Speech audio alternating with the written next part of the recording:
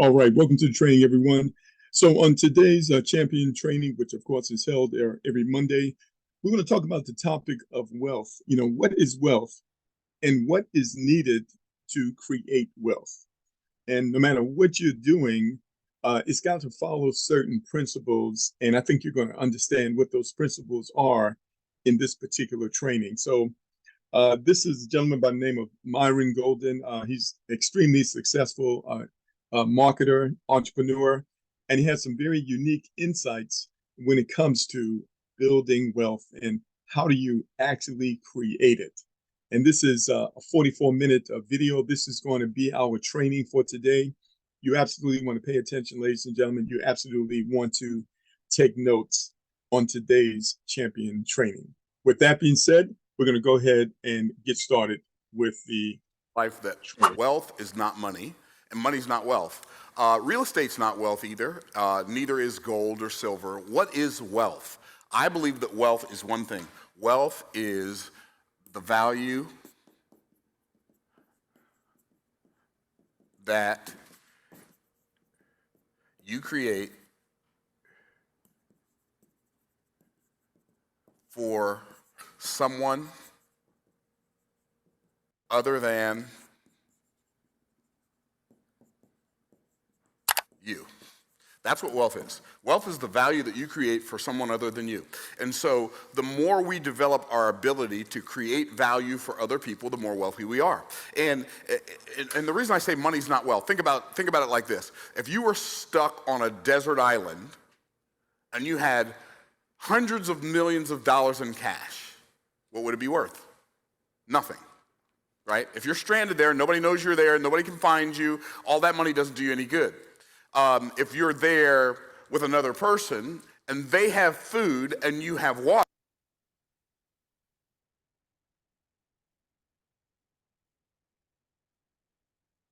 Stand by. This should come back on in just a moment.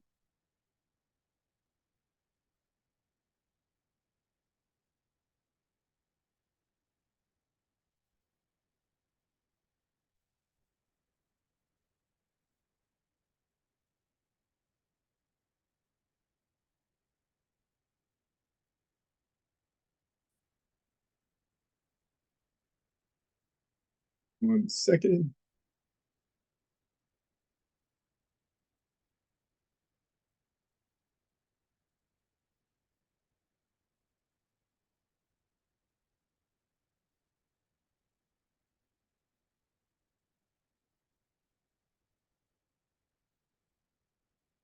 Not sure why this is buffering, but it is.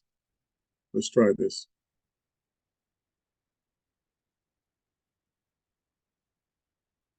Are you a creator looking for new ways to make money? Always. Shopify has every... It's good. But if we spread the value, the value...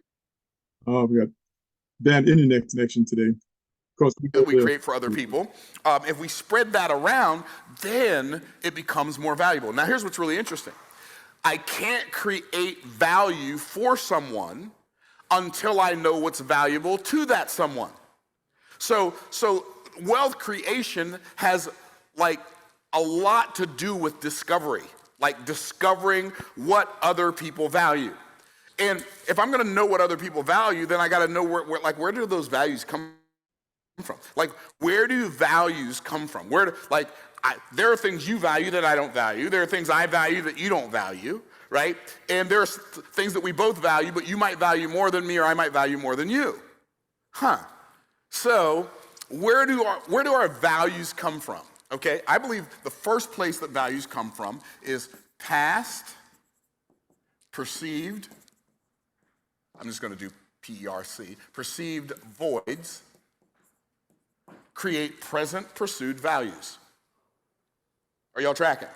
Past perceived voids create present pursued values. What does that mean? That means if I feel like something was missing in the past, I will work in the present to fill the void that I had in the past, right? So that's why if people grow up in a place where they're in like dire hunger conditions or feast or famine, they value food like at a very high level, right? That's why people so for me, like, I like cars. I like them. I like cars. I grew up working on cars, right? But I grew up in a family where when I was growing up, my parents never bought a new car ever. They had 7 boys. Here's what boys do. They eat you out of house and home, right? Boys can it's like they're a bottomless food pit, right? And I can remember, like, if I was in elementary school, if I was gonna eat a sandwich, I wouldn't eat a sandwich. I'd eat 2, 3, or 4 sandwiches, right? But I like cars. And so we grew up with buying $50 cars, $100 cars, and then working on them and driving them until they broke down. Then we go buy another $50 car, $100 car, and we had no car payments, right? So I like cars. I used to see people with nice cars. I'm like, why do they have nice cars? We don't have nice cars, right? So that's a past perceived void in my life, right? So it became a present pursued value. Some people are like, why do you have all these expensive cars? Well, expensive is a relative term anyway. I don't even, like, that's really relative. Like, it depends on, like, what is expensive to you, right? So, but the reason I, like, have a collection I've got some very nice cars is because I like cars, because that was, for me, a past perceived void. I work out. Why do I work out? Because in the past, I've been out of shape. And in the past, my body hurt. The more out of shape I was, the more my body hurt. So that's a past perceived void that created a present pursued value. Are y'all tracking? And so a lot of times we don't even know where these things that we value came from, right? I value entrepreneurship. Why? Because in the past I used to have jobs, and they always came with a boss. And I don't know. The word boss means, like, they're going to be bossing me around. That's what, like, they're going to tell me, like, can I go? No. And I can't even finish the question, right? Can I have? No. And I don't like to have to ask for permission. I don't like permission. In fact, the best way to get me to do something is to tell me I can't do it. I'm that dude. Okay, I know none of you entrepreneurs are that way, right? So you started business because you love people telling you what to do. Okay, judgment-free zone, and so I like autonomy. My parents, great parents. They weren't perfect parents by any stretch of imagination, which is why I did not become a perfect parent. Okay, so but they were great parents for me and my brothers, right? And they were very authoritarian, like. It didn't matter if I was 7 or 17, why, the answer was always going to be the same, because I said so, right? So I liked autonomy. So when I wasn't at home, I didn't like teachers telling me what to do at school. I didn't like my parents telling me what to do at home. And then I got a job, and the boss wanted to tell me, and everybody wanted to tell me what to do. And I know it's my own little weirdness going on in my mind palace, but, like, you got yours, I got mine, and I don't like people telling me what to do. So I want to live as autonomous. Now, I want God to tell me what to do, but I don't like humans bossing me around, okay? Because their motive is suspect. God's motive is not suspect, right? Right? And that's why I don't like it when people on my team call me, oh, this is my boss. I'm not your boss. I don't even like the word boss. I don't have an outfit that matches a boss. You don't have an outfit that matches a boss. So unless we're talking about business optimization success secrets from Boss Moves, then again, that's a different story. But not bossing people around. Anyway, so y'all get it. Past perceived voids create present pursued values. But also, the second place values come from is present pursued. I don't think I spelled that right. Pursued victories create present pursued values. So present pursued victories, the things I'm working towards winning right now, will cause me to value that thing. And so I've got a value. I want to win. So because I want to win, okay, for instance, I'm going to put my son-in-law on blast. So my son-in-law, we're really, really close until we get on the golf course, and then we try to beat each other's brains out. It's great. Okay? So he wants to beat me really, really bad. I want to beat him really, really bad. And for a while, I just beat him all the time. And then, like, I lost my mojo, and then he beat me all the time, and he was sending his mom text messages like, there's a new sheriff in town, and then his mom would call me, and I'm like, is this really happening? Okay, cool. So I started working on my short game again, and so now it's like the last 3 rounds, the last 3 tournaments we've had, we play 3-round tournaments, and we have this trophy, and every time you win 3 rounds, you get to put your name on the trophy. No, it's not on the news, it's not on ESPN, nobody knows but us, but we relish this victory so much, right? And so what we do, because we both want to win, is we both spend time working on our game, because present pursued victories create present values. So the things that we felt like we're missing in the past, that creates value for us. The things that we're working on winning in the present, and then the last one is future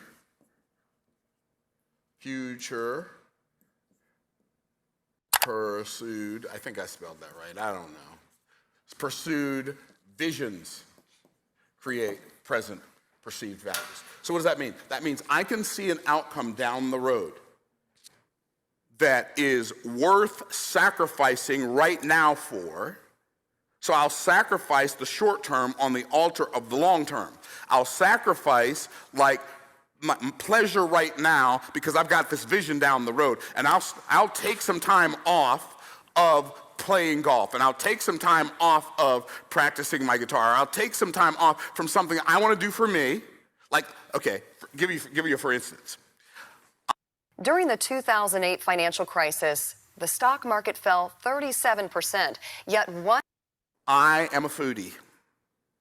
If I wanted to, I could easily weigh 400, 500, 600 pounds. It would be easy. Like, I like food. You say, what kind of food? Almost all kinds. I mean, I don't like pork, and I don't like shrimp, and I don't like yucky stuff. That's disgusting. But I like to eat. And the better it is, the more of it I like to eat. I'm just keeping it real. Like, brother man can throw it down. I can fling it down. Hear me when I tell you, I mean, where are my foodies? Where are my foodies, okay? But because I have this future vision, right?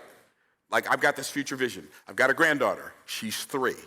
One of the highlights of my life, my entire existence on this planet as a human, was when I got to dance with my daughter at her wedding. That was a highlight for me, okay?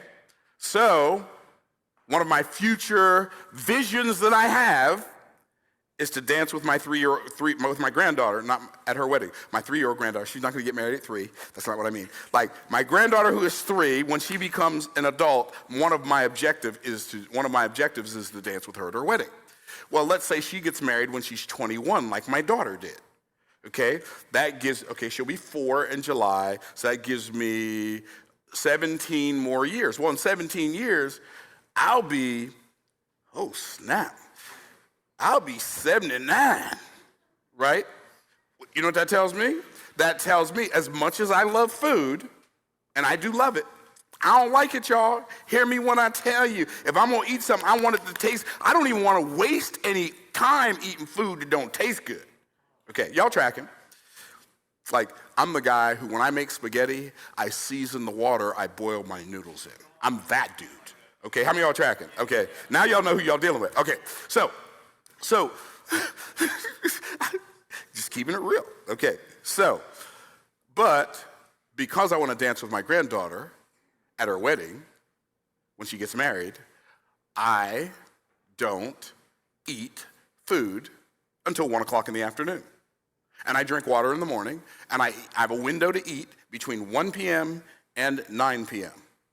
It opens at 1 with a protein shake, then I'll eat some snacks in between, like some carrot chips or some celery or something good with some different, whatever dip I decide. I'll mix some honey mustard and some ranch, and I know that's not healthy. I don't really care. This is my vision, y'all. You do you, I'm gonna do me. Okay, I know that's not the healthiest thing in the world, but it's what I do right now. So if y'all want me to do better, pray for me. Okay, so, and then I'll eat dinner.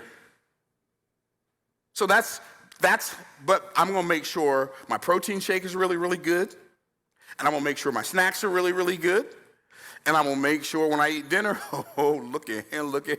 It's really, really good. Okay, so what am I telling you? I'm telling you what I'm willing, my value comes from something that I desire that's way in the future, that I'm willing to sacrifice right now on, right? It's too many people, they don't understand that today is yesterday's tomorrow. And they act as if the actions they take today have no consequences in the future, right? And so the definition of sacrifice is to let go of something of a lower nature so you can take a hold of something of a higher nature. And the best way for us to live our lives, it's been proven, it doesn't matter whether it's in finances, whether it's in health, whether it's in relationships, it doesn't matter what arena we're talking about, sacrificing the short term on the altar of the long term always ends better than sacrificing the long term on the altar of the short term. It always does. It's just like a principle of life. Okay, so now I know when I'm looking at my particular marketplace in whatever particular niche I'm looking at, then I know what I have to do if I want to create wealth is I have to figure out how to help somebody fill their past perceived voids, or how to win their present pursued victories, or how to fulfill their future pursued visions. How many of y'all tracking? Okay? So now when I'm looking at somebody, I know what kind of value, how to discover what you value. Because you're gonna value one of those three things. Whatever you're working on in your life is probably gonna fit into one of those three categories.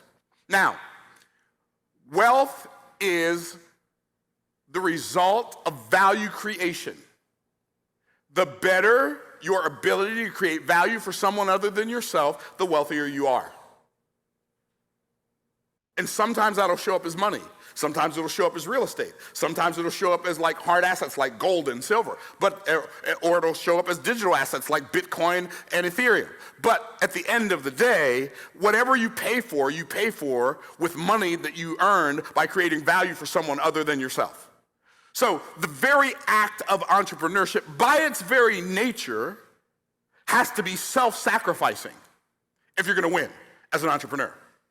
How many of y'all got it? Wave at me, say, I got it. Wave at me. Okay, good, cool. So what we're gonna do is we're gonna look at what God set up in Genesis chapter 1, and I call it the 4 levels of value. So, because here's one of the things I think we don't understand sometimes. All value is not created equally, right? What does that mean? All value is not created equally. So I can say, well, but I created this value. Yeah, but the problem is either you valued it or maybe one other person valued it. You wonder why, like if you're not doing well financially, I'm gonna tell you why. Because the pool of people that you've decided to create value for is very small. Or the value that you've created for them, they value it at a very low level. Like it's not like a big deal, right? I'm gonna pay more for a car than I am for a pair of shoes. Why? That's a bigger value. Why? It can take me farther faster than a pair of shoes, right? To me, watch this. So like, even if I go to eat at Ocean Prime or I go to eat at Eddie V's and it costs $500 for dinner for like 7 people or whatever, I value that more than I value the money, number one. But I also value it because it gives me the time that I want to spend or invest into the people that I care about the most, and I don't have to make the food, my wife doesn't have to make the food, my daughter doesn't have to make the food, my son-in-law, we can just sit down, we can go to dinner, we can pay somebody, they make all the stuff. Like we don't have to go in the kitchen and do anything, we don't even have to open the refrigerator. It's amazing, they just keep bringing it to you. And then, you don't have to clean off the table. I mean, if you don't want to, you don't even have to put your own pepper on your food. They'll put the pepper on for you. This is amazing. And then, when you get done, you don't have to clean the table off, you don't have to wash any dishes, you just leave. What? Sign me up right now. How many of y'all tracking? Like, so we have to get to the place in our lives where we realize that all value is not created equally, right? So while I'm giving you things that are not created equally, let me give you something that is created equally. Because all value is not created equally, all no's are created equally, but all yeses are not. What do I mean all no's are created equally? If you do a presentation to a potential client who does not have the wherewithal to buy your offer, and they say no, it feels the exact same as if you do a presentation to somebody who does have the wherewithal to buy your offer, and they say no. A no is a no is a no is a no is a no is a no is a no is a no. Does that make sense? Okay. But if you talk to somebody who does not have the ability to take advantage of your offer, and you make an offer to that person, and they say yes, that's very different than when you talk to a person who has the desire to take advantage of your offer, and they say yes. They have the ability. One has the ability, one doesn't have the ability. Those are two very different yeses. All no's are created equally. All yeses are not. Why would you invest time talking to people who have neither the desire nor the willingness to buy your offer? That's why I don't do high pressure sales. I'm just not interested in it. I don't need your money. I don't want your money. And if I got to drag you in, I'm going to have to drag you around. We would all do better if we would just realize there are already thousands, potentially tens of thousands, potentially hundreds of thousands of people, maybe even millions of people in the world who would love to purchase the value that we create if they only knew we existed. And if that were really the case, then I would be better off to spend my time to make myself findable than I am trying to find somebody to sell something to. Is what I'm saying making sense? Okay, so all value is not created equally. In Genesis chapter 1 and 2, God gave us the 4 levels of value. The lowest level of value is implementation. Implementation, oh, by the way, let me say this. Wealth is, it's like the value we create for other people, but here's what you have to understand about wealth. Wealth is a spiritual result. What do I mean wealth is a spiritual result? Well, let me ask you a question. Is it more spiritual for you to think about you or for you to think about someone else? Which one? Someone else. It's more spiritual for you to think about solving the problems of someone other than you. Okay, so wealth is a spiritual result. By the way, wealth is also a spiritual result because creativity is spiritual, right? And so if you're going to create value for somebody, that's also spiritual. So watch this. So the lowest level of value is implementation. What do I mean? This is like if you're on this level of value, if you're creating value for other people at the implementation level, you have limited. Who's limited? Everybody tap yourself on the chest, say I have. You've limited your ability to earn. Why? Because you're only going to make somewhere between minimum wage and about $80,000 a year. Well, that sounds kind of painful. Why? Because you're using muscles, which are a physical resource, over time, which is a limited resource. So you're literally using a physical resource over a limited resource to produce an unlimited spiritual result. No wonder you're stuck. This is why I tell people, now, if you just love mowing grass, you want to start a lawn care company, that's fine. If you just love pressure washing, you want to start a pressure washing business, that's fine. You can make money and create a level of wealth, but a limited level of wealth with a pressure washing business. You can.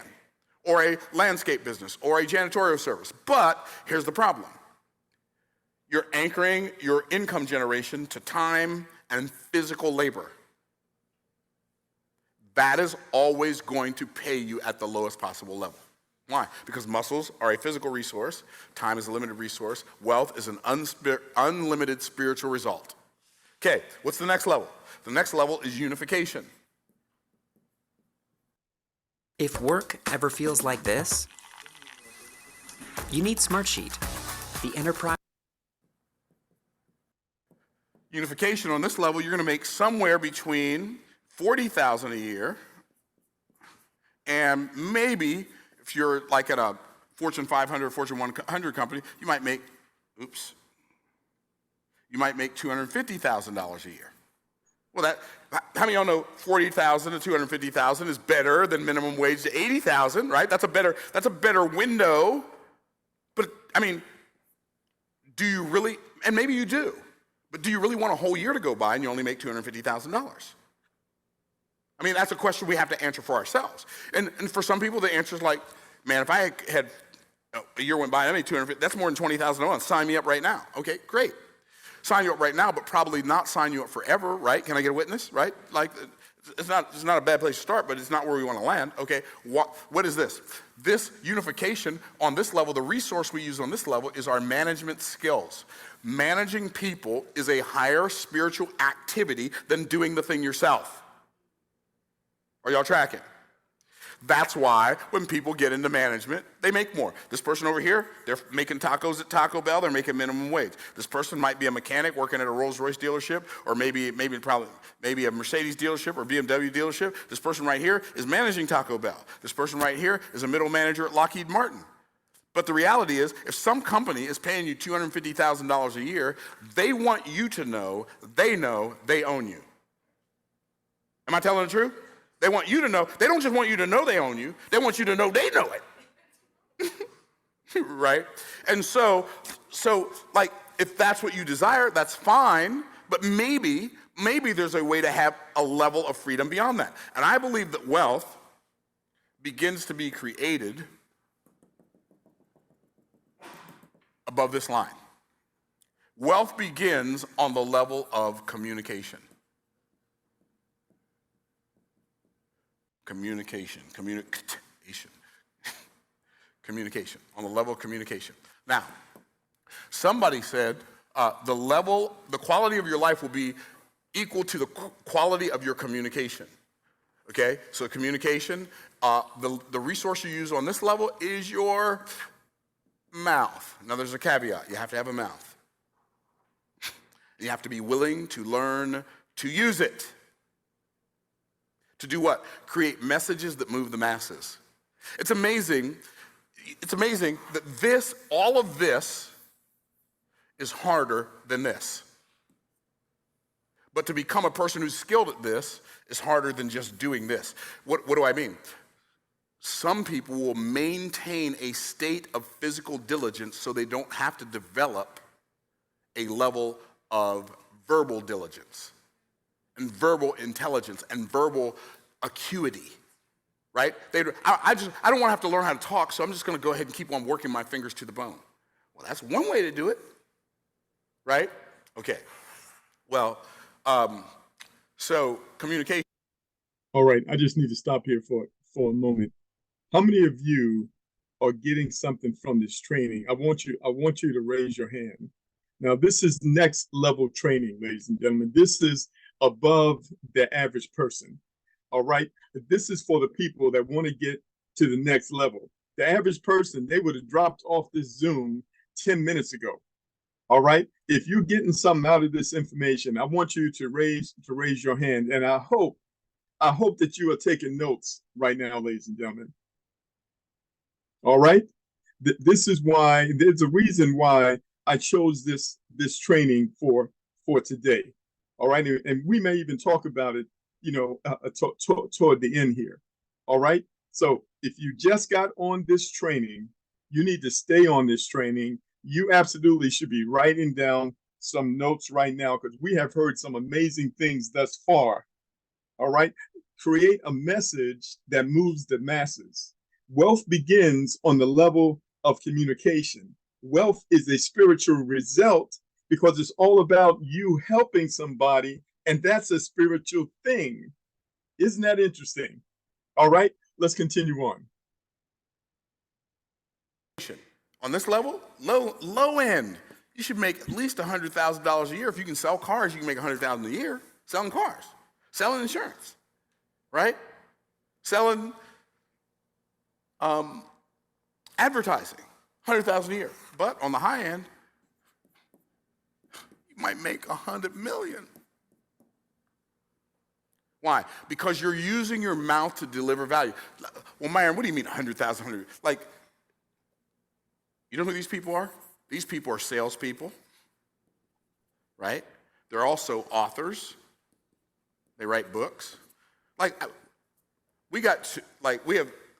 books probably make us $400,000 a year. Just books. I wrote them once, just get paid for them every day. What is it? It's a message communicated. It's like these words that came to my mind, and they actually came out of my mouth. Like I communicated a message that makes me I communicated messages. One of the books I wrote in 2006. This is 2023. That's 17 years. This book has been making me money for 17 years. We sold over 160,000 copies of this one book. Now, who could write a book? Anybody could. Who will write a book? Almost no one. Okay, so, or these people are coaches and teachers and actors and songwriters and playwrights, right? Please don't let me forget this one, and YouTubers. It's crazy town. YouTube? Don't even get me started on YouTube, y'all. I might not be able to get off of it. Like YouTube? I had no idea. I've been on YouTube since 2007. 2007. I didn't even know there was a thing called turning on monetization until 2022. How many years is that? 15. I think it's 15. Ain't that 15? 15 years. I was on YouTube for 15 years. I didn't know all I had to do was click a button. They start paying me. Click a button. Like, this is how long it takes to click a button. Click. Get paid. I mean, I wasn't creating new videos. I had like 40 videos on. We turned on monetization, did no new videos. The first month, didn't do any new videos, hadn't done any new videos in like 8 months, turned on monetization, and we got paid $305. And Zach's like, we made $305 last month. And I said, for what? Because somewhere along the line, I communicated a message somebody wanted to see, and Google or YouTube was able to sell an ad on that. We're talking about 100, 200, this is amazing. I looked at it yesterday. I didn't know this was going to happen, so I didn't do it for this reason. Are y'all tracking? What I'm about to tell you, I did not do for the reason I'm about to tell you what happened, okay? So we started doing YouTube videos intentionally April 1st last year. I looked at it yesterday. In the last 365 days, as of yesterday, we made $289,000 that YouTube paid us. I didn't know they were going to do that. No, you don't understand. I had no idea they were going to do that. Like, that wasn't why I did it. I mean, it was a nice side benefit, right? I've never had a job where I made $280,000 in my life. Most I've ever made at a job is $30,000, ever, as a full-grown man with a family. And YouTube paid me $289,000 for turning on a camera and running my mouth. Where the camera? Turn on the camera. I got something to say.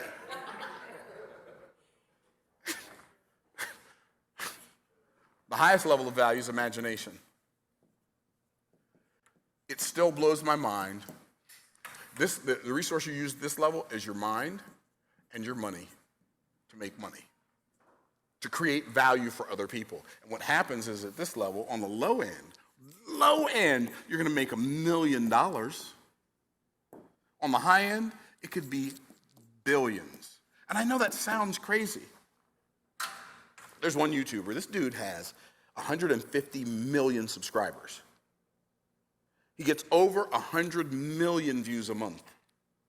100 million views. If he only makes $2 a view, that's 200 million a month. Are y'all tracking? It's just the whole world that we live in is kind of insanical. It's kind of the combination of insane and maniacal put together. So we can fight to stay down here, and people will do it too, because everything you do down here is hard. But I don't know if anything's harder than thinking. Thinking is the hardest work most people never do. In fact, I believe that most people will maintain a state of physical diligence so they can maintain a state of mental laziness. They will work hard at what's not working so they don't have to think about what would work. They will, most people, most people will work hard at what's not working. So they won't have to think about what would work. They will maintain a state of physical diligence, like working their fingers to the bone, sweat, blood, tears. So they don't have to think about what would work. So they can maintain a state of mental laziness. Most people are so mentally lazy, it's pathetic. Now, I know what some of you are thinking.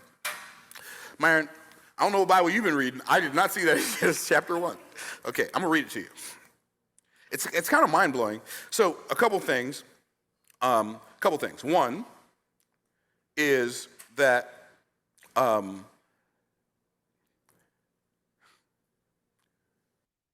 there's a little-known trick to getting started in real estate and making $1,000, $2,000, or even $10,000 a day that doesn't require you to put any of your own money, buy, sell, or even...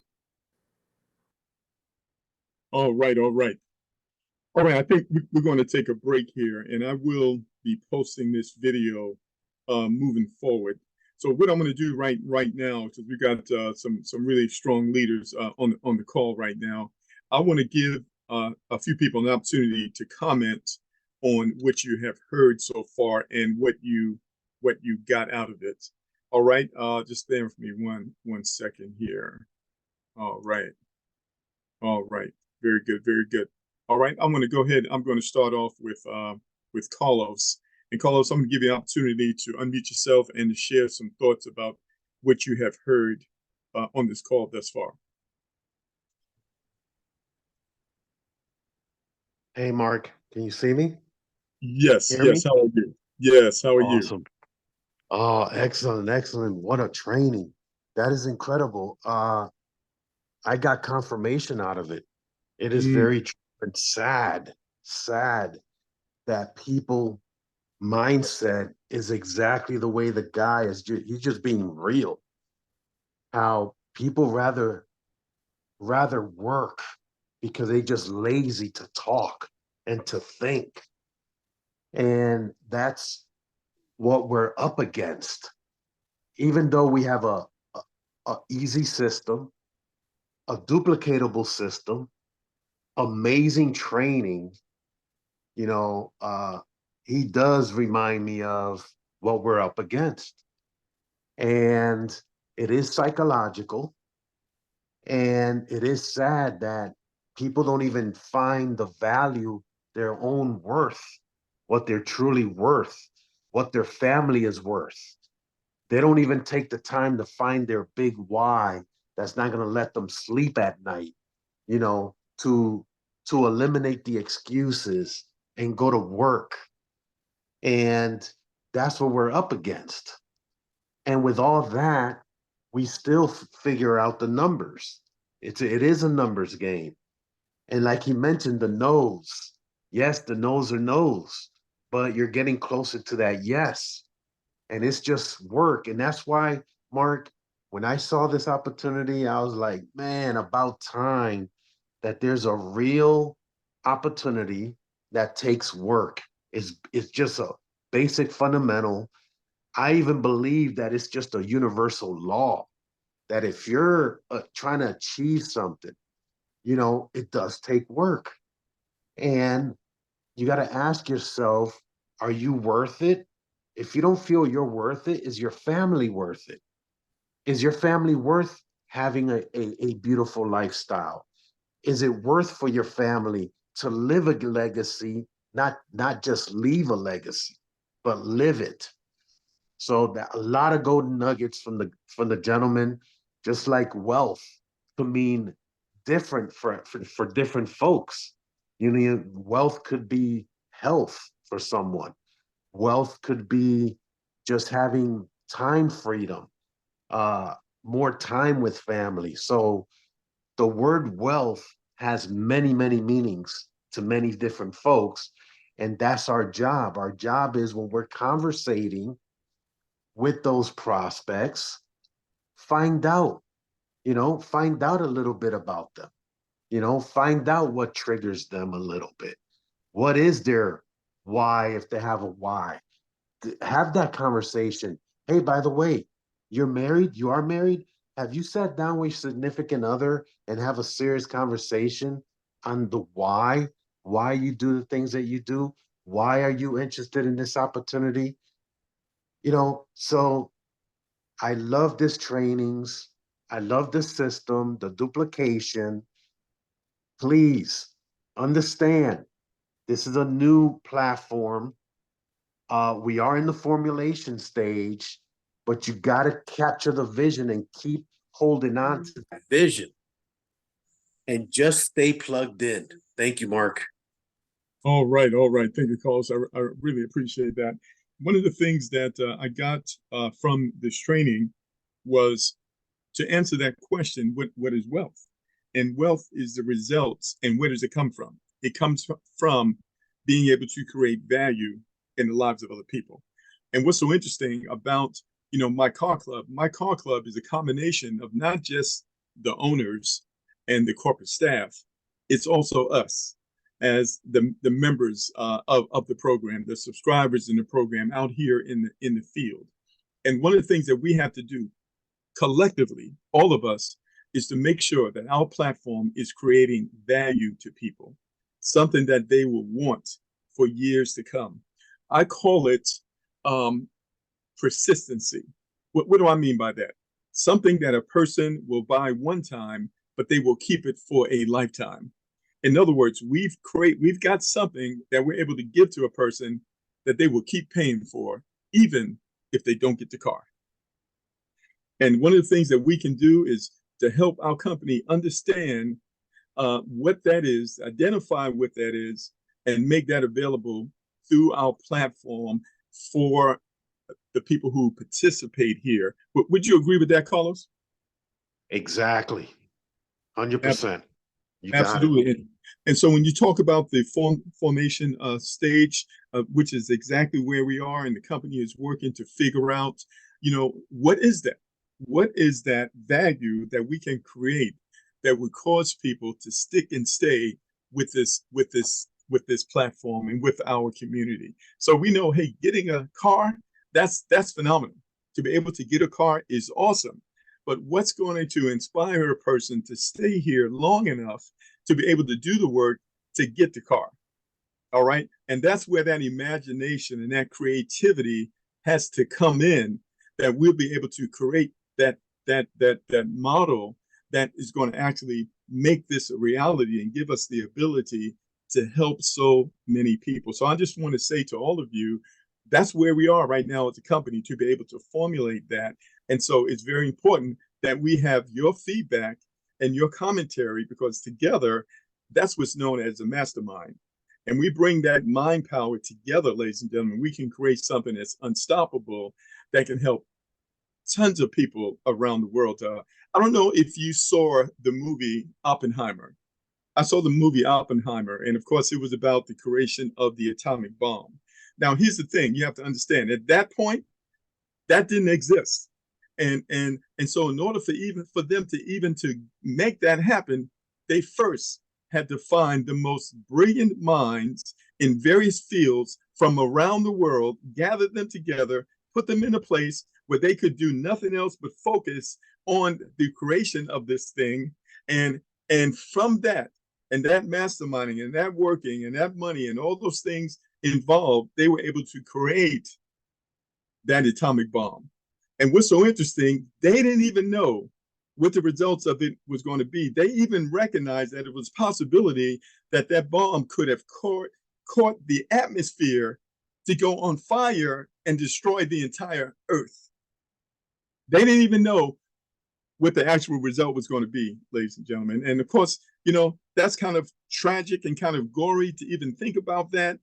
But in order to create something that's going to have a positive impact on the lives of people, it takes that time of cooperation, that stick-to-itness in order to make that happen. And if you're here on this call right now, it's a relatively small call. I believe that you're part of that core that is required in order to make something out of nothing, make something that didn't exist before, something that can impact people's lives in a major way.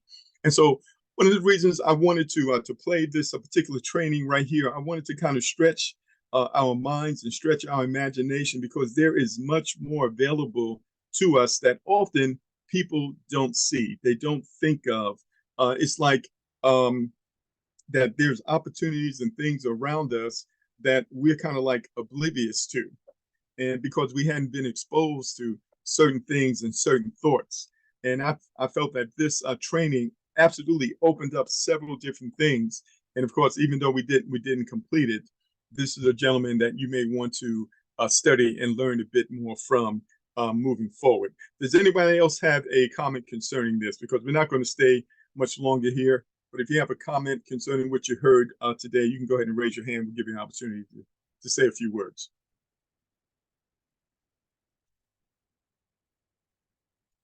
Okay, Pastor Charles, you're unmuted, sir. Well, good morning, and well, actually, good afternoon. Hey, brother Mark. Yeah, thank you for again. You're doing a marvelous job, and again, I just want to just piggyback off what my brother Carlos said and what you said.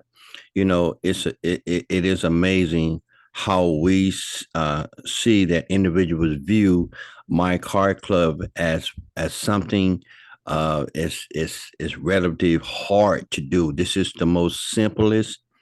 The simplicity of it of this platform is so incredible, but again, it does take individual efforts, and the effort is just opening up your mouth. It's not nothing of hard labor, and it's not what work represents in my mind. You just sharing. And so again, and I believe the core value is understanding what value really means. And again, and having a why is very key in this industry as well. I know that we've all been in this industry for a long period of time, and some of us has been burnt, some of us been hurt, and some of us been disappointed, and all those things. But in order to get to greatness, you got to have some defeats. You got to have some setbacks. You got to have some letdowns.